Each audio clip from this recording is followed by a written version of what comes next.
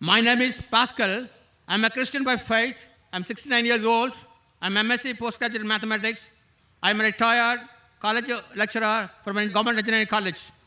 Now, you quoted from the Acts of the Apostles what Peter addressed to the people. Now, the same Peter says in John 6 chapter 67, 68, 69, then Jesus said to the 12, do you also want to go away? Then Simon Peter answered unto him, Lord, to whom shall we go? You have the words of eternal life. Also, we have come to believe and know that you are the Christ, the Son of the living God. Then Christ said, blessed art thou, Simon Bar-Jonah. It is not flesh and blood that hath revealed it to you, but my Father himself who is in heaven.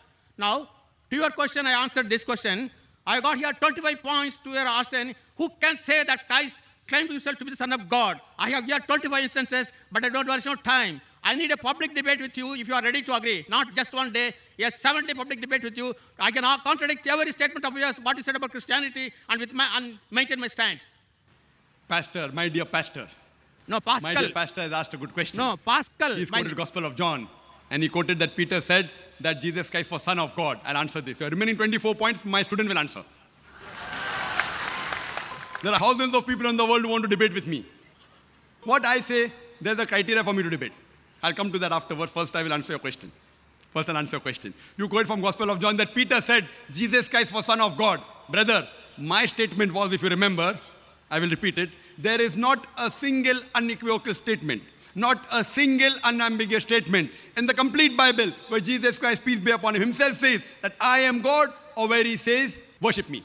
I want to add, and including you. If any Christian can point out a single statement from any version of the Bible, any unambiguous statement, any unequivocal statement where Jesus Christ, peace be upon him, himself says that I am God or worship me. 3 words. I am God or worship me. 2 words.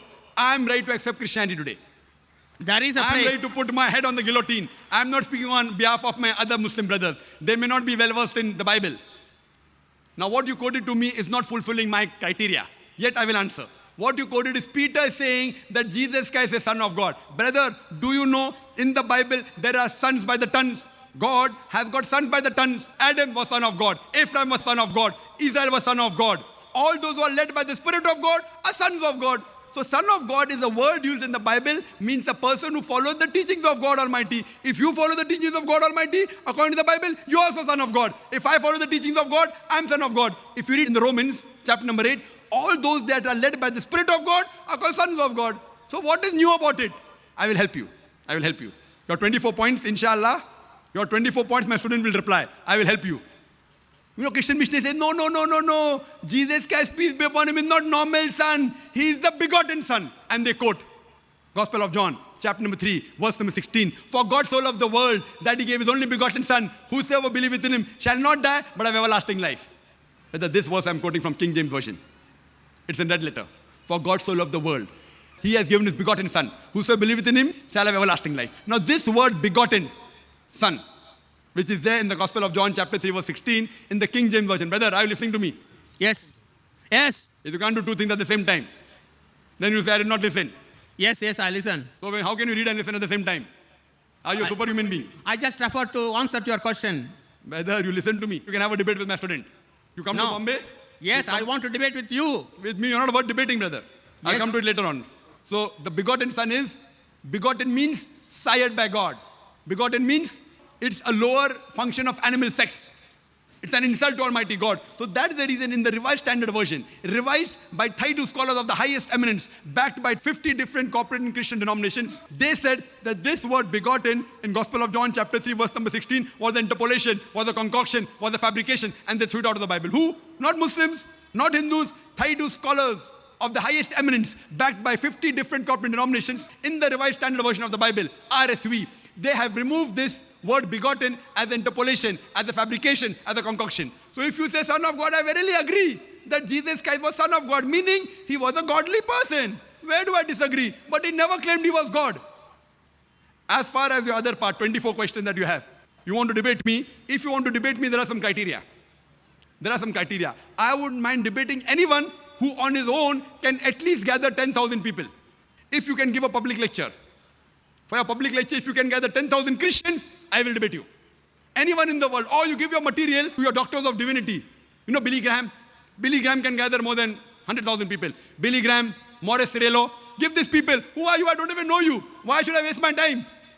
You want to debate? Yet you can debate. Come to Bombay, take an appointment. My student will debate with you and answer all your 24 points. We have many students in the queue waiting.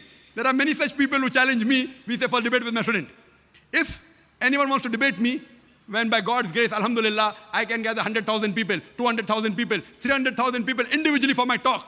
At least the person debating me should have a stature of getting at least 10,000 people. If you cannot gather 10,000 people, it's a waste of my time. Why should I make you famous? Yet, you can have a debate with my student. Many people are there. You know, the students of our school also, inshallah. You are 69 years old, no problem. My young students will debate you. Fine? Tell me when you are coming. You can come there, hire the hall, you pay for the thing, fine? If you are someone great, we'll pay for you. If you can't gather 10,000 people, you come there, arrange for a hall, call my student for a debate, we'll have a debate. If you want to tell the date, you can announce now only. Which date are you coming to Bombay, brother? Pastor, which date are you coming to Bombay? Tell me. I have to gather the audience, then I'll tell you. No audience. You coming alone, no problem. When 10,000 people, then you debate with me. First, at least debate with my student. Your gathering audience will take you a lifetime. I don't know how long will you live. So what I want you to do... I want to answer your questions, not my questions my student will answer. My students are well-versed, Pastor. No. When can you come to Bombay? Most welcome. Give a time. I will arrange my student to debate you. If you cannot debate my student, and you cannot gather 10,000 people, so why should I waste my time? What you can do is ask a question. You asked a question, I gave the reply. Now you can go behind the queue for your next question. Behind the queue. Yes, brother.